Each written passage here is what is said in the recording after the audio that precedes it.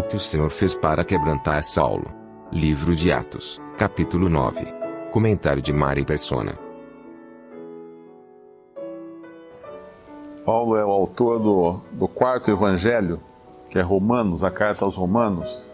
E ele não só explica o evangelho ali, ele fala também, obviamente, das verdades da igreja, que ele explica depois nas outras epístolas, principalmente, mas em Romanos ele explica o evangelho da graça de Deus. E nenhuma outra carta é tão bem explicado a diferença entre a lei e a graça. E é interessante nós vermos como Deus fez isso, né? Ele não pegou um Pedro, talvez, ou até um gentil, Lucas, né, para explicar a graça.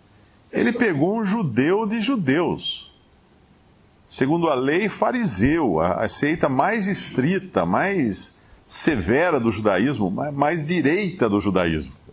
Ele pega esse homem, Saulo, que significa, o nome dele é Saul, é o mesmo nome do rei Saul, que foi o primeiro rei de Israel, o rei escolhido segundo a vontade dos homens, e Davi depois foi o rei segundo o coração de Deus.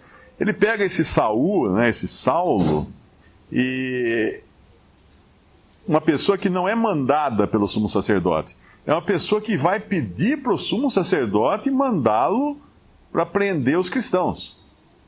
Então, se ele fosse mandado simplesmente para o sumo sacerdote, ele fala assim, bom, ele estava meio em dúvida, ele já estava meio pendendo para o lado do cristianismo, mas não, ele tomou a decisão de pedir uma autorização especial para ir prender cristãos em Damasco. E obviamente existia uma assembleia em Damasco, mas nem eles sabiam que era uma assembleia, né? Porque nós sabemos que a verdade da assembleia seria, como o irmão explicou, seria revelada a Saulo, a Paulo depois. E quando ele vai para Damasco, é muito interessante nós vermos que a primeira revelação do que é a igreja, Saulo já recebe no caminho. Embora ele possa não ter entendido naquela hora. Quando o Senhor fala para ele assim, Saulo, Saulo, por que me persegues? Como assim? Eu nunca persegui essa voz que está falando comigo. Ele provavelmente já teria ouvido falar de Jesus, ou talvez tenha visto algum dos milagres, ou alguma das visitas que o Senhor fez ao templo. Talvez eu tivesse visto, mas ele não perseguia essa pessoa, que para ele estava morta, né? O Senhor estava morto para Saulo. Saulo, Saulo, por que me persegues? Por que persegues a mim? Senhor, quem é, Senhor? Ele disse, Senhor, eu sou Jesus, a quem tu persegues. Perseguir a igreja era perseguir a Jesus.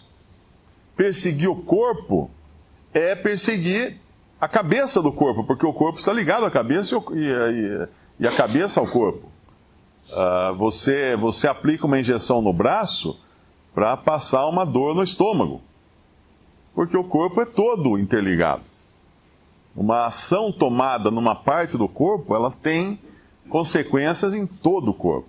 Que é isso basicamente que o irmão estava explicando, das decisões tomadas em nome do Senhor, com a autoridade do Senhor, numa assembleia local, que elas valem para todo o corpo.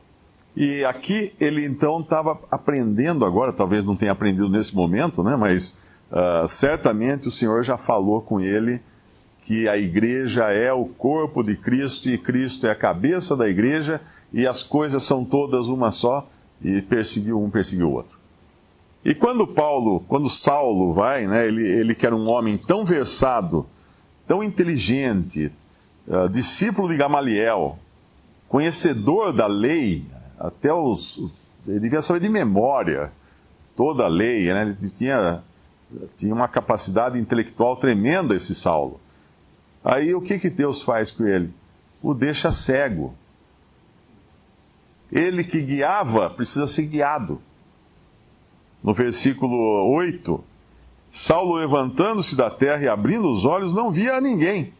E guiando-o pela mão, o conduziram a Damasco. Aquele que estava indo a Damasco para trazer presos os cristãos, agora é conduzido como um cego, como um deficiente visual, pelos que o acompanhavam, que eram inferiores a ele em capacidade intelectual, ou de conhecer a lei, ou coisa assim. Ele tem agora que dar a mão, segurar no braço de alguém, para poder caminhar, porque senão ele tropeça, ele cai no buraco, ele não consegue, ele bate com o nariz na parede. Ele precisa que alguém o leve. Deus coloca Saulo no mais baixo nível possível. Deus tira dele tudo aquilo que ele confiava. E é assim que Deus faz também com qualquer pecador quando vem a Jesus. Ele limpa, ele deleta tudo do HD. Ele tira tudo, zera, formata. A pessoa não tem nada em que se basear, em que confiar, em que se firmar. Nada, precisa ser conduzida agora. Ele fica sem comer, sem beber, no versículo 9. E é interessante que o lugar que eles o conduzem, obviamente, ele ali é um judeu, os que o conduzem são judeus, deviam ser servos do sacerdote, deviam ser talvez até da guarda que tinha... Existia uma guarda, né? Existia uma polícia do templo, que eram os... Eu tinha um nome até, eu não lembro agora. Tinha um nome, a guarda... Porque quando vão prender o Senhor Jesus, vão tanto os soldados... Hã? Eu acho que é pretoriana. O pretoriana é dos... Pretoriana era do governador, né? Eu acho que os guardas e a guarda pretoriana. Existia dois tipos de guarda. E talvez esses estivessem seguindo, acompanhando a Saulo. E onde eles o levam?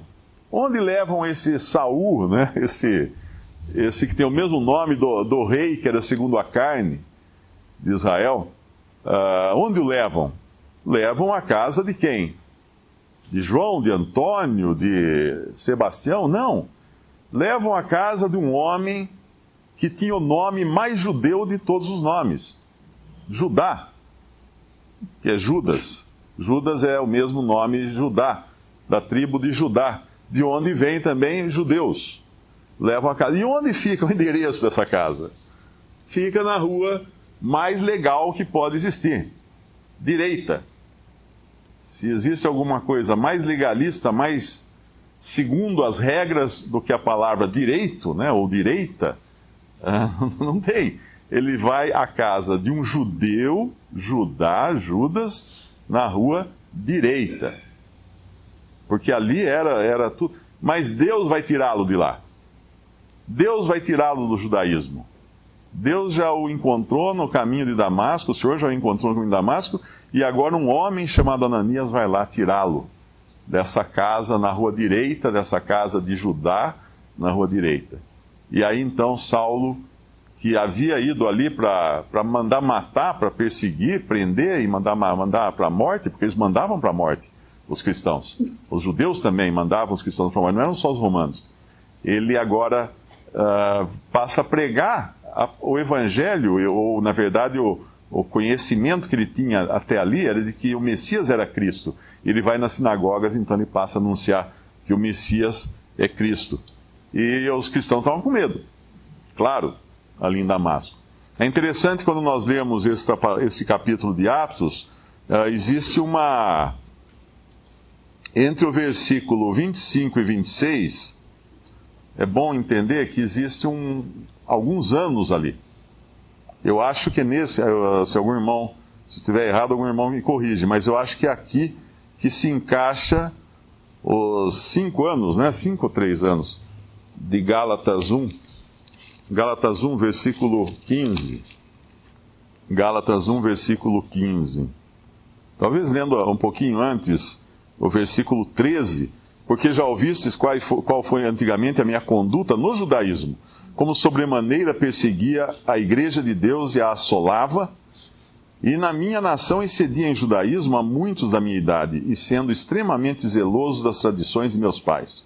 Mas quando aprouve a Deus, que desde o ventre de minha mãe me separou e me chamou pela sua graça, revelar seu Filho em mim, para que o pregasse entre os gentios, não consultei a carne nem o sangue, nem tornei a Jerusalém a ter com os que já antes de mim eram apóstolos, mas parti para a Arábia e voltei outra vez a Damasco.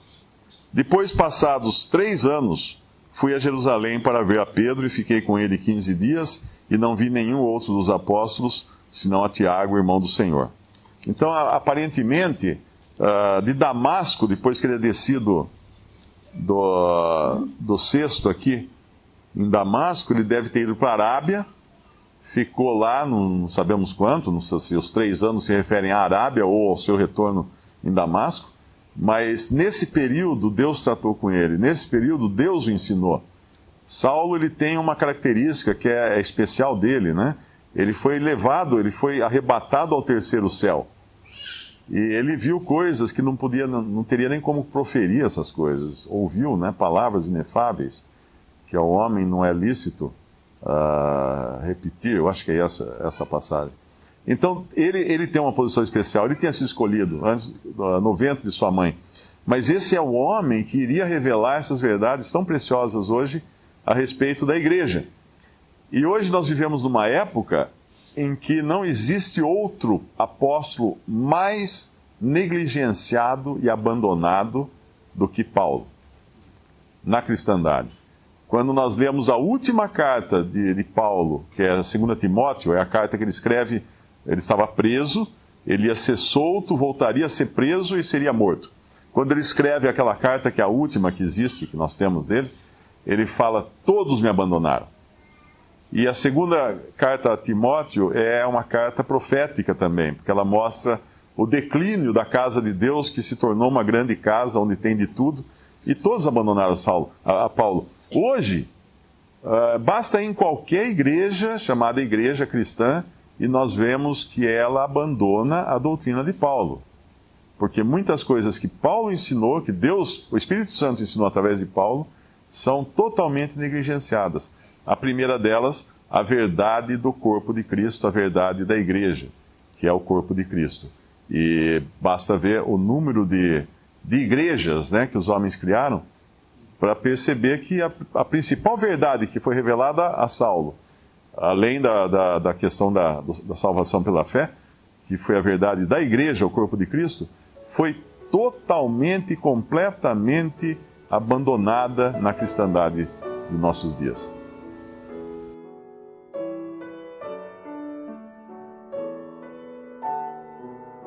Visite Respondi.com.br. Visite também 3minutos.net.